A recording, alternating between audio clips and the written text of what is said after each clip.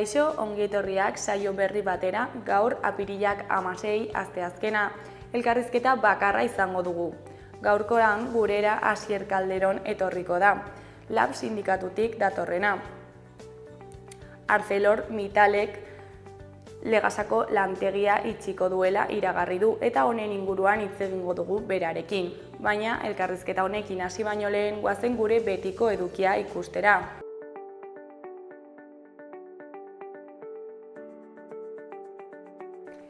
Goazen orain gaurko efemerideekin.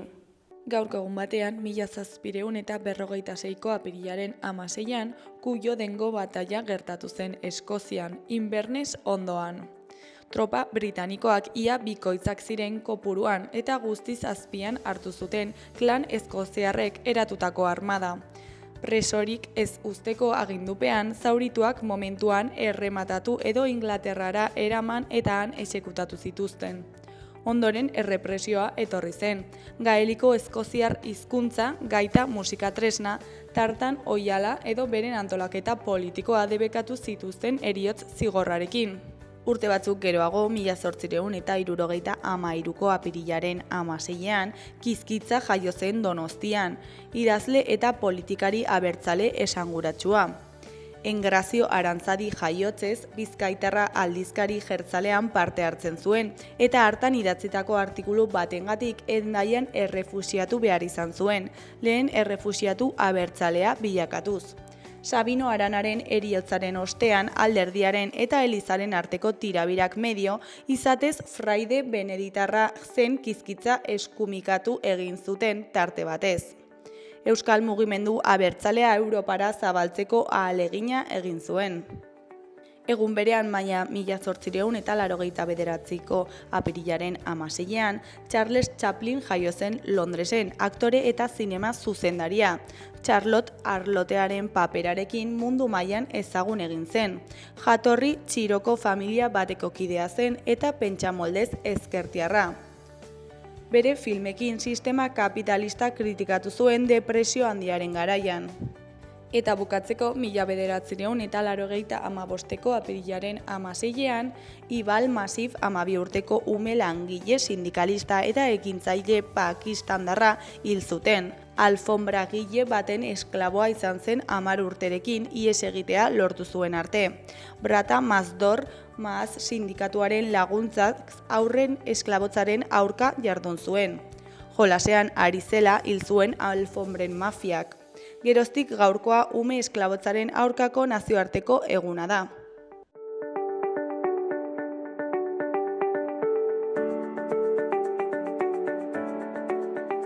Ikus dezagun gaurko egunkarien azalek zer dioten.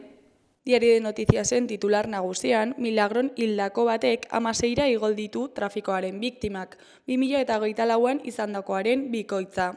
Larbi Gauzoane Katregitako bizilaguna kamioi baten aurka talka egin eta bere ibilgailuak su hartuta hil zen.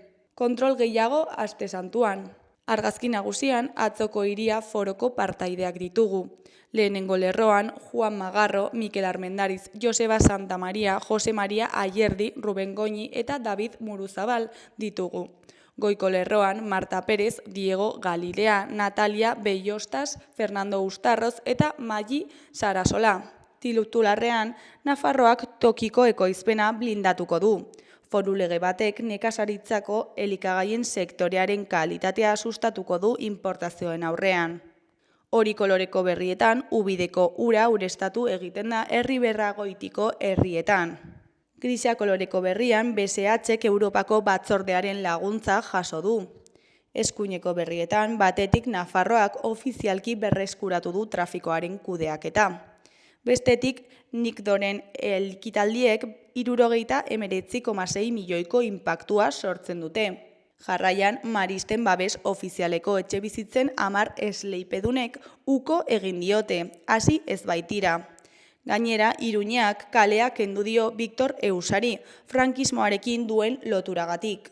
Azkenik, Rosier Hegalekoa osasunaren agendan. Diario de Navarraren titular nagusian, defendatzaileak gaitzetsi du administrazioak ez duela betetzen herritarrei eskatzen duena. Ez du uste onargarria denik inolako erantzunik gabe epeak ez betetzea. Argazki nagusian Maria Txibite presidenteak eta Oskar Txibite kontseilariak ireki dute Azagrako ureztaketan ura pasatzeko giltza. Titularrean Nafarroako ubidea Lizarraldera iritsi da. Maria Txibitek azpiegitura inauguratu du, 7 urteko atzerapenarekin datorrena. Eskuineko berrietan alde batetik 23 urteko gazte bat hilda Milagron zirkulazio istripuan. Beste alde batetik Arabako babes ofizialeko etxebizitzen derramengatik kondenatu dute Maristasen kudeatzailea. Jarraian bizikleta elektriko gutxi dago Iruñean eta horrek ezinegona sortzen du erabiltzaileengan. Goiko berrietan batetik Aste Santuko eguraldiak itxura txarra du. Bestetik derrigorrezko barazkiak eta fruta ikastetxeetan. Amaitzeko Osasunak Mikel Bermejo atezaina blindatu du. Gararen titular nagusian, Irujok dio inbertitzaile bakar batek ere ez duela susundegi bideragarri ikusi zorrarekin. Industria departamentu buruak baztertu egin du inbertitzaile batek Altsasuko enpresaren jarduerari jarraipena emateko aukera, baina nolanahi ere astelehenean sartu zen likidazio prozesua amaitu ondoren izango litzateke. Argazki nagusian, giroko temperatura neurtzen duen panela dugu, 38 gradu markatzen dituena. Titularrean, Europa da munduan azkarren berotzen ari den lurraldea, nabarmen. Erdiko berrietan, Goikoan Martxelo Diazen kronika dugu. Ernairen topagunea, euria eta lokatza ez dira oztopo izango Berriozarren. Eskuineko berrian Iñaki Iriondoren kronika dugu. Eta jardunean zegoenean, baino ertzain gehiago behar ditugu EAek. Ezkerreko berrietan, alde batetik Ainara Lertxundiren erreportaia dugu. Sudanek gose hondamendi handiena pairatzen du. Amaitzeko kultura produktorearen Jon Maiaren hitzetan amets guztien bila joan behar nuela pentsatu nuen eta hala egin dut. Berriaren titular nagusian Jaurlaritzak sindikatuekin negoziatuko du 2030erako 8.000 ertzain izan daitezen. 2005ean Eusko Jaurlaritzak Espainiako gobernuarekin adostu zuen ertzaintzak zenbat kide izan ditzakeen gehienez, eta beste 800 agente kontratatu nahi ditu 5 urtean langa horretara iristeko. Ezkerreko argazkian, Bridgestoneko langileen batzarra atzo Basaurin. Titularrean beste 3 greba egunera deitu dute Bridgestonen. Erdiko berrian Bilboko Orkestra Sinfonikoko musikarien greba dugu. Titularrean doinuak isilduta. Bilboko Orkestra Sinfonikoko musikariak greban dira lan baldintza hobeak lortzeko. Goiko berrian Eusko Gogoa, Euskal Intelektualen plazak 75 urte. Eskuineko berrietan batetik Israelgo gizarteko zenbat sektoreek Gazako erasoak eteteko eskatu dioten Netanyahuri. Bestetik udalekuk herriko etxe handienen laguntza galdegin du. Jarraian Osalanen ikastaro bateko irakasle baten aizpu arrazistak eta matxistak salatu ditu labek. Bukatzeko, Sánchez bera ez da Realaren entrenatzaile izango hurrengo denboraldian. Euskal Herria Irratiaren titular nagusian, tiro poligonoaren ordez erreserba integrala. Bardeako tiro poligonoaren aurkako asanbladako kideak izan ziren atzo parlamentuan. Tiro poligonoa deuseztatzeko Bardea erreserba integrala bilakatzeko proposamena egin zuten. Eskuineko berrietan, Goikoan, berrarmatzearen kontra eta bakearen aldeko manifestua ondu dute. Bakearen alde, berrarmatzeari ez izeneko manifestua aurkeztu dute Comisiones Obreras CGT, Contigo Zurekin EH Bildu, EHNE, Iru, Iun, Lab, SK, PCE, EPK, Solidari eta Esteilasek ohartarazteko Europar Batasunak hartu duen joera belizistaz. Europak aurkeztutako berrarmatze prozesuaren aurkako mezua helarazi dute. Behekoan, Nafarroko ingurumen kudeaketaren taldeko parte den Usue Iragiren hitzetan, etxeetako hondakinak ongi bereizten ari gara, baina zabor gutxiago sor dezakegu. Nafarroak arrakasta berri bat lortu du etxeko hondakinen bilaketa berezian, 43%ko portzentaia lortu baitu. Nafarroako gobernuaren datuen arabera, foru erkidegoa estatuaren buru jarri da hondakinak biltzeko tenorean, eta kudeatzeko helburuak betetzeari dagokionez.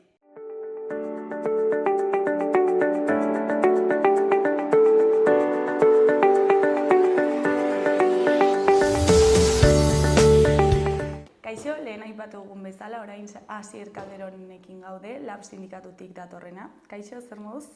Hementxe, berri txarrekin bertze behin ere. Gainera berri txar batekin zatoz, ezta? ArcelorMittal Legasako lantegia itxi behar dutela, iragarri dute, ezta? Bai, hori da. Zerbait ere geldituko da, baina bertan egiten den produkzioa eta bai iragarri dute agureineko lantegira eronen dutela. Langile batzudo geldituko direan, baina azkenin bertan egiten den lana edo lan industriala bai desagertuko dela iragarri dute. Eta zertan datza lantegi hau? Eta noiz sortu zen, zenbat langile ditu, kontatu iguzu pixka bat? Bai, kontua da bere garaien eskualdean ez, Baztan Bidasoan, bai historikoki, Altos Hornos de Bizkaia zena eta bar lesakan, gero izan duzela azedera eta azeraria, egon zen hor prozesu bat, eta Legasako lantegia bere hortan, nik uste du, 86ko sortzen da 86an, baina ja egona zen enpresa horrek bazitun lantegiak eta bar eskualdean, eta gero bai egon direla bilakera desberdinak, banaketak, hor egon zen 2008an bueltan, ez dakit urtia zehatza, 2008-2010 buelta hortan, Plan Bidasoa, hor bai egon zela ere banaketa bat, leheno lantegi bakarra zena, eta gero 2016an hori aipatu zen dugu, ordurako ja egon zen murrizketa bat ordurako langile konpuruna, banaketa hori baliatu zuten murrizketeko langileak, baina datu bezala 2016 120 langileen bueltan zegoen lantegia da, eta gaur egun prozesua abiatu baino lehenago 58 langileen bueltan duen lantegi bat da, eta ez da egon horrelako kaleratze kolektibo prozesurik orain arte egin izan dena, eta da salatu duguna urtetan da erabili izan dela modu fraudulento batean ulertzen dugu errelebo kontratua, nun jubilatzen zen jendia, gainera denboraren poderioz, geroz eta adin tarte edo adin gehiagoko lantegia zen, ziren kontratazio berrik egiten, hor jubilatzen zen jendia, errelebo kontratuaren bitartez, eta errelebista sartzen zen pertsona bero ordezkatzeko Asturiaseko lantegian egiten zen. Orduan, denboraren azken 9 urtetan ikusi dugu nola langile kopurua 50 baino gehiago murriztu den. Eta itxirara arte nola itxi gara egoera honetara, eta zeintzuk dira pixka eta arrazoiak? Guk ulertzen dugu eta bere momentun erran genuen bezala ere BSH-rekin, ez? Hemen ematen ari dire eta baliatzen ari dire kontestu sozioekonomiko edo soziopolitiko bat nahiko ez egonkorra erabaki enpresarialak gauzatzeko. Egoera honen gibelean ez dago viabilidade eskaxa edo ez dela ongi lan egiten bertan baizik eta nahi izaten dire zentralizatu produkzioak, ziurazki baldintza duinago dauden lantegiek dire eta Euskal Herrin borrokaren ondorioz bertze eremu batzuetan baldintza duinagoak ditugu eta fokoa horien gain paratu da. Inondik inora lantegi horiek ez dutelkoz enpresari horiei onurak ematen dute eta unitz, urtez urtetik gehiago, horren gibelean dagoena dire erabaki enpresarialak. Eta kasu honetan, Legasaren kasuan, eta usaratu izan dugu urtetan, urte luzez diseinatutako estrategia baten baitan kokatzen da. Eta zaipatu dudan errelebo kontratuaren erabilera fraudulentua urte haunitzez eman den zerbait ere, nahi izan duten murriztu langile kopurua ahalik eta gehien itxiera bat konfliktia txikienarekin emateko, eta ez dugu ez da ere egoeran irakurketik kanpuzten al, Baztan Bidasoan Arcelorrek 2009 urtetik Arcelorreko bilantegiak erte egoeran daudela, eta ordutik 16 urte dire, 16 urte erte egoeran, eta horrek ere islatzen du zenolako politika enpresariala edo egiten duen Arcelorrek, eta nahi izan duen urte hauetan izan du langile batzuk izatea a la karta. Merkaderia izango baziren bezala, ez? Momentu honetan nahi ditute ez da izan langile, gero desaktibatzen ditut, berriro hartzen ditut, eta hori dena diru publikoaren erabilerarekin. Azkenin langile horiek ertea erabiltzen den bitartean, beraien langabezi prestazioa xurgatzeaz gain, diru hori publikoa da. Eta Arcelor baliatu daunitz eskualdeko langileen diru publikoaz, eta orain suntsitsu bat ditu 40 postuen bueltan, orduan gutienez salagarria bada.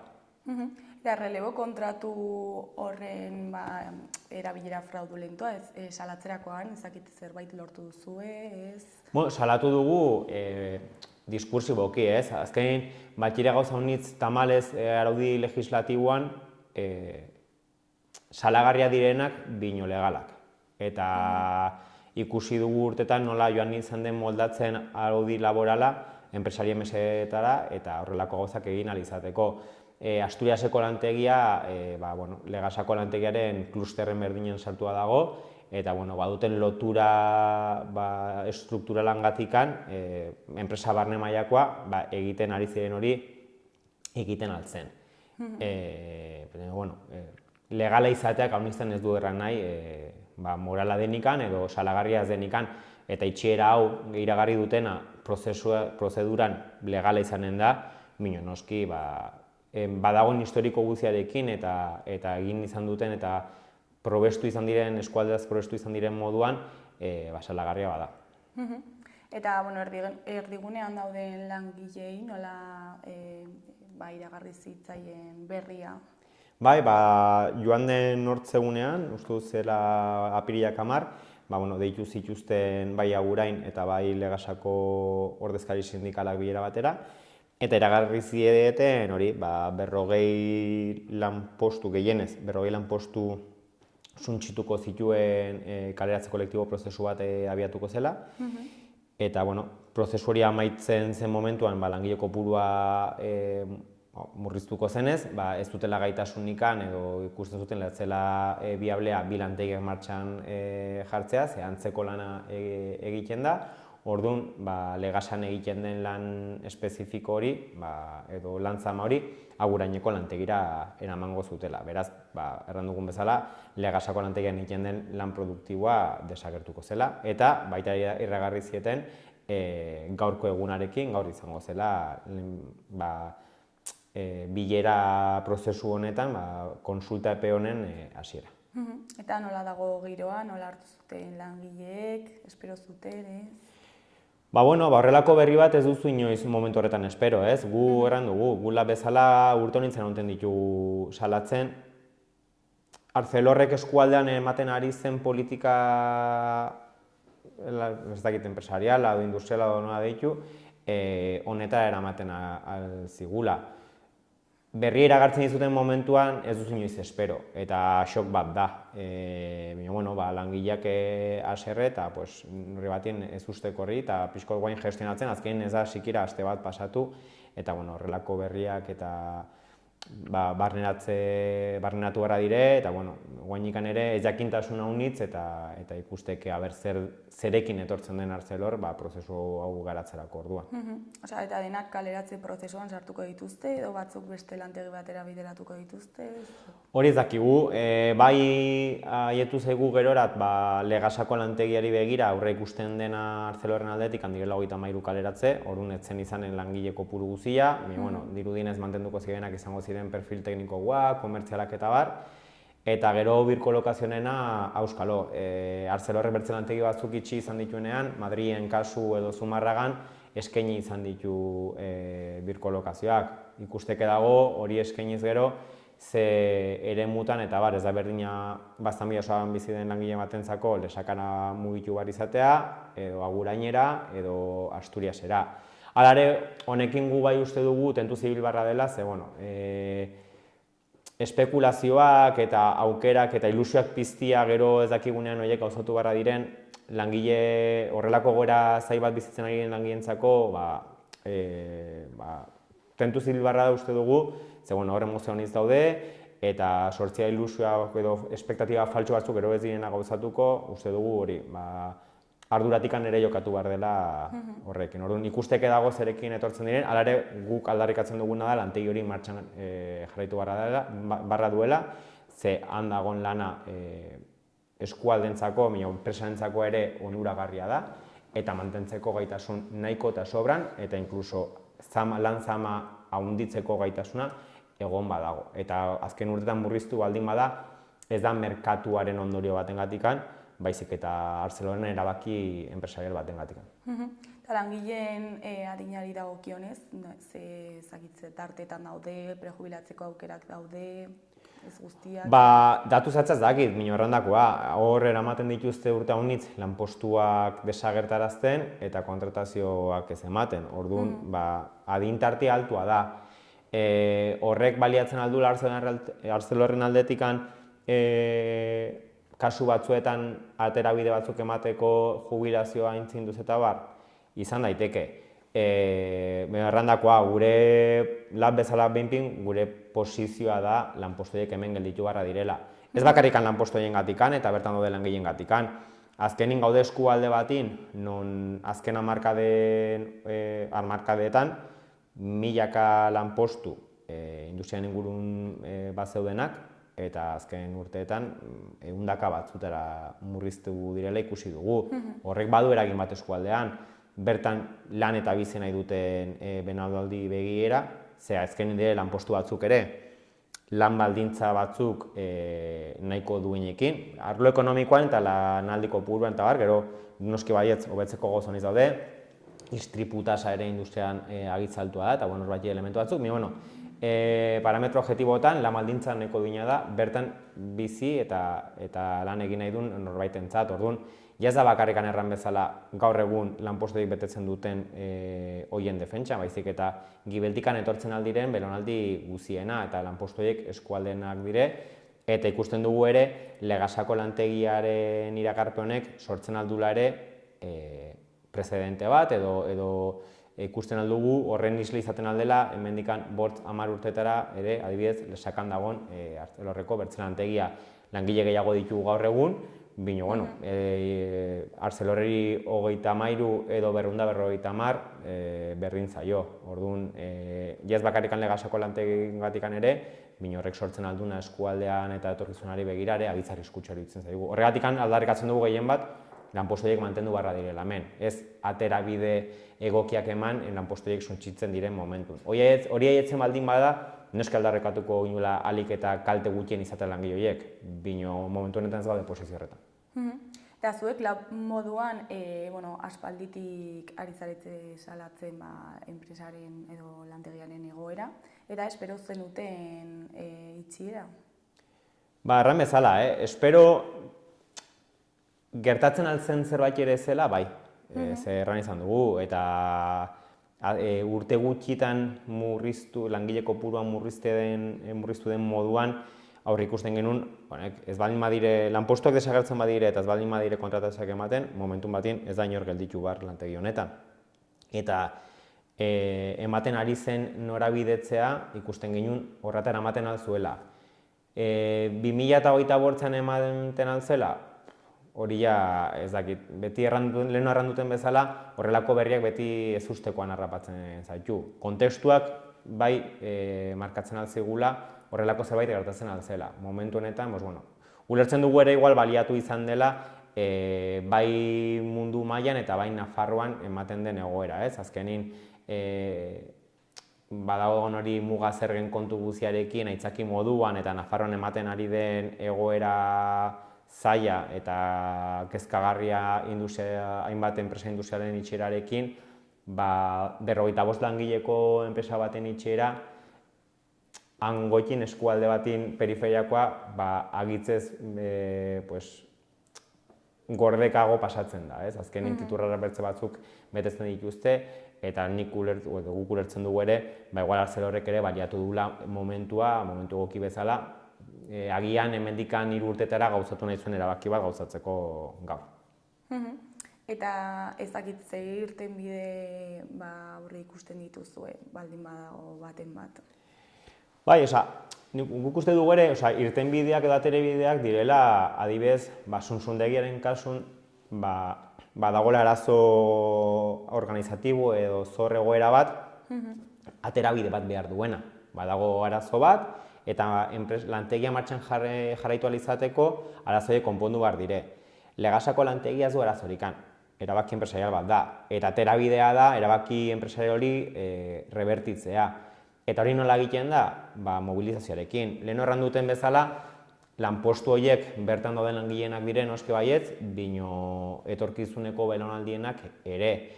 Eta Arcelorrek erabakia bertan bera utziko du, baldin eta gizarte bezala eta langileri bezala, ikusten baldin badu ez dugula onartuko erabaki hori gauzatzeko, eta horretarako behar da mobilizazioa, behar da antolatu, eta behar da erakutsi Arcelorreri berrandako hori, autu bat egiten dugula lanpostu horiek bertan gelditzeko. Hori ez bada ematen, erabaki enpresaria entzeinera segituko du, eta zaila izanen da hori geberera botatzea. Eta Nafarroako gobernuak zer esaten du honen aurrean? Bai, Nafarroko gobernuak bere borondatea adierazi du Arcelorrekin elkartzeko lanpostu horiek hor gelditzeko. Errandakoa horrelakoetan ere erabaki enpresarial bat da. Nafar gobernuak kasu honetan proposatzen alduena ez dagoenikan arazo ekonomiko bat eta bar, ez dakit izaten alden bertsin-bertsore bat lantegia hartzeko, errandakoa ja badago enpresa bat biablea dena bertan, eta beraiek hartu dut erabakia eta beraiek gelditu barra dire. Errandakoa, galdera zehatzari, Nafar gobernuak bai adierazi duela bere borondatia, beharrezkoa dena elkartzeko enpresarekin alternatibak edo aukerak bilatzeko. Bino guk ulertzen dugu aukera bakarra dela Arcelorrek erabakia bertan bere uztia. Eta, azken aldian, hemen egon zinen, Nafarroako industriaren egoera hitz egiten, eta, okerrera joan dela, uste duzu, hilabete hauetan? Okerrera edo txarra dela ere mantendu da bere horretan. Azkenin, hemen egon nintzen azken alditikan, segitzen dugu ikusten edo prozesua BSH-ko itxean aintzinera segitzen duela, Suntsundegin prozesua aintzinera segitzen du, ze era ditutu egon izan, bazegoen inversore bat, jaz dago, momentu guztian mai gainen egon du dena, izan du da enpresaren itxieraz, ez da egon inongo momentun proposamen zehaz bat, idatziz eta serioa. Orduan, egoera berdinen gaude, horreri gehitu zaio orain Arcelorreko egoera, zerbait okergoa da egoera, baina okerrena da segitzen dugula berdin eta norabide berdinean. Eta bere momentun eta egin genuen manifestazioan eta bar, gizartea atera zen, eman zen erantzun bat, ikusten dugu indar hori edo batasun hori berriro atera barko dela kalera eta segitu barko dela borrokatzen, ze momentuz gutxinin segitzen dugun norabide kezkagarri berdinean. Eta borroka egunen bat daukazue pentsatua? Momentuz ez, etorriko dire. Etorriko dire, ze, guain justo goden momentu batian, Suntsundegikoa dekantazio momentuan dago, BSHD udaldin berez itxiera prozesuare emango zen, Arcelorrekoa hasiko da, hor juntatzen dire egoera desberdinak ulertzen dugunak arrazoiak ematen dituzela berriro mobilizatzeko, ulertzen dugu ikasturte honetan bertan. Ere errandakoa, egin zen mobilizazio hura, izan zen zabala, izan zen komite desberdinatikan aterita, ulertzen dugu erantzun hau ere gizarte bezala eman martzaioela, eta noski labetikan hori babestuko dugu, hori bultzatuko dugu, ulertzen dugu dela norabidea. Orduan, gu prestu dasun guztia horren aldelan egiteko. Primeran hasier, bukatzeko, ezakit zerbait gehiago komentatu nahi duzun, jendeari zerbait esan? Bai, pixkot, ikustea zer bideak eramaten gaitula leku batzutera. Eta horrekin arra nahi dut, enpresa hauek orain batzugunak titularretan itxiera prozesuak iragarri dituzenak ez dire izan bapateko kontuk. Berria igual bai hartu gaitu bapateko berri bat bezala, dire lantegiak urte luzez erteak erabili dituztela langileak izateko merkaderia bat izango bazuten moduan, aktibatzeko eta desaktibatzeko beraien haien arabera, jokatu izan dute produkzio kargekin transnazionalaren barrenin beraiek nahi izan duten modutan garrantzi gehiago emateko lantegi batzuei bertze batzuen gain, eta murriztu izan dituzte lan baldintzak, beldurre sortu dute konteksto bat. Orduan, ez da nahikoa horrelako etxera bat iragartzen denean borrokatzearekin. Eta beharrezkoa da. Bino, gibelan uzen dugun bide guzia, eraman gaten gaitu horrata. Orduan, Lehenbizko momentutikan baldin badu agitz garbi hemengo lanpostuak defendatu behar direla, hemengo lan baldintzak defendatu behar direla, eta modu duin batean egon behar garela hemen, eta lanpostuak sortu eta enpresa horiek baituzen izugarrizko onurak, ez dire arazo ekonomikoak duten enpresak hemen egon beharra direla, eramaten gaituzte itxerara. Eta hor zuera aski agitze zailagoa da borrokatu ahal izatea. Orduan, mezu bezala, orain garaiz dauden enpresa guzi horietan konsiente izatea orain dela momentua borrokatzeko. Ez hemendikan 2, 3, 4 urtetara beraien lantegiaren itxiera irriagarriko duten momentuan. Bueno, Asier, zuri eskerrak eman, gurekin berriro hitz egiteko tartetxo bat ateratzeagatik, eta hain ondo azaltzeagatik, beti bezala. Eta egoerako bera egiten duen, espero dugu. Espero dugu baietz, eta borrokatuko dugu hori segura. Bueno, mila esker, agur.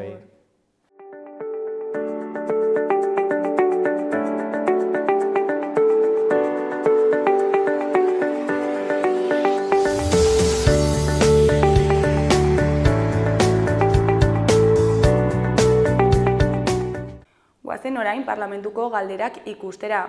Pobreziaren eta desberdintasunaren aurkako 2021-2030 bitarteko Nafarroako itunaren jarraipena eta kontrola egiteko batzorde espezifikoak bere lan metodoa formalizatu du, eta honen inguruan izango dira gaurko galderak. Batzorde honen eginkizun nagusia definitzeko kontutan hartu behar dugu pobreziak duen multifaktore hori ez, eta fenomeno oso konplexu bat dela.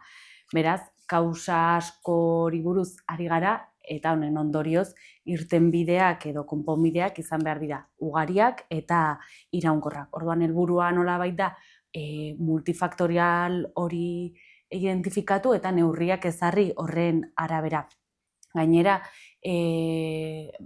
batzorde hau eratu da gizarte entitateko plataformarekin eta Nafarroako parlamentuarekin batera. Eta hor jasotzen dira hainbat neurri hauek Nafarroako gobernuko departamentu ezberdinek finkatu behar dituzte eta konprometitzen dituzte departamentu ezberdinak neurri batzuk hartzera, eta gero zehazkia dago ponentzia honi dagokiona da neurri horiek identifikatu, neurri horiek ezarri, neurri horien kontrola ere egin, eta baita ere Nafarroko aurrekontuetan neurri horiek isladatzen direla ekonomikoki finkatzea.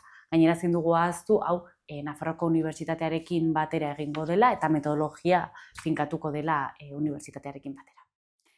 Maiztasuna berez da, gutxienez bitan, baina ez ohikotasun batekin hainbat finkatu daiteke. Orduan gutxienez bi, baina ziurrenik gehiago izango dira. Erronka pila bat ditugu, erronka handi bat dugu gure aurrean, ze gainera 131 neurri ezberdin aurre ikusi dira, hau arlo ezberdinetan dira, bai dira osasungintzan, hezkuntzan, etxebizitzan, baina baita trantsizio ekosozialari buruz ari gara. Hala ere, erronka nagusiak definitu behar baditugu Euskal Herria Bildurentzat izango litzateke alde batetik politika fiskalari dagokionez, politika fiskal bat justoago bat lortzearen harira, eta bigarrena izango lirateke batez ere etxebizitzan zentratzea, eta etxebizitza izatea zerbait lortu daitekena eta ez gaur egun dagoen egoerari lotuta. Atzo, apirilaren 14 izan zen, Estatu Espainoleko Errepublika eguna horritarazten zen, eta hau kontutan hartu behar dugu, ze garrantzitsua da berriro ere ekartzea, eta kontuan hartzea fascismoak edo fascismo berriak izaten ari den egoera edo igoera berri hau, ez? Askotan aipatzen da inboluzio arriskuan gaudela eta autoritarismoaren aurpegi berriak ditugula. Adibide bat izan daiteke, atzo erregistratu zen legea erorien monumentua bere horretan uzteko eta ez aurrera pausoak emateko memoria kontuan. Guk Euskal Herria Bildu bezala gure ekitaldia egin genuen Sartagudan, oso pozik gaude ze jendetsua izan zen eta gure komunitatea ere bildu genuen hor, baina batez ere datorren igandean aberri egunarekin batera guk Euskal Errepublikaren alde egiten dugula aldarrikatuko dugu.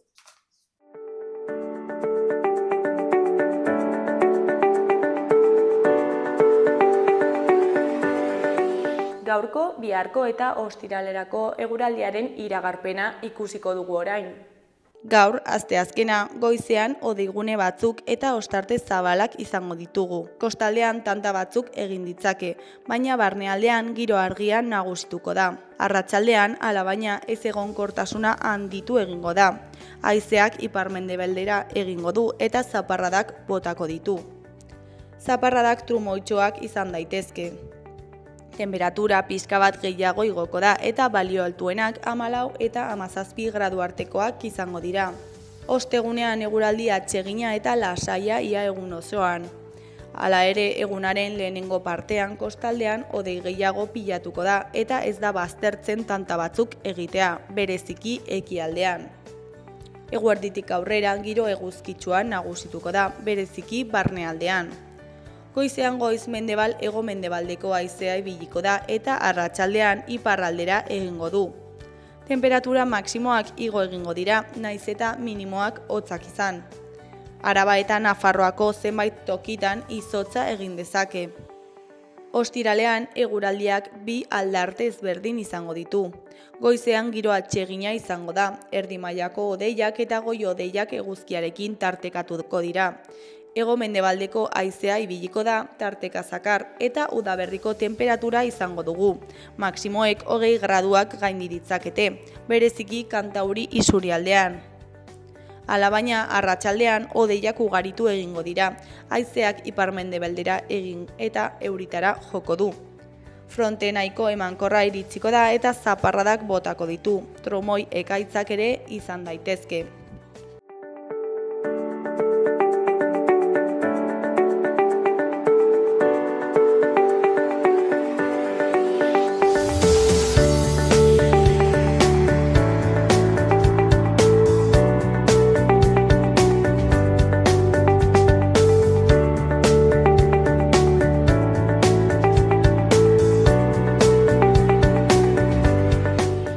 Gaurkoz hau izan da dena, hurrengo astean itzuliko gara eduki eta elkarrizketa berriekin. Zubi oso ona pasa. Agur!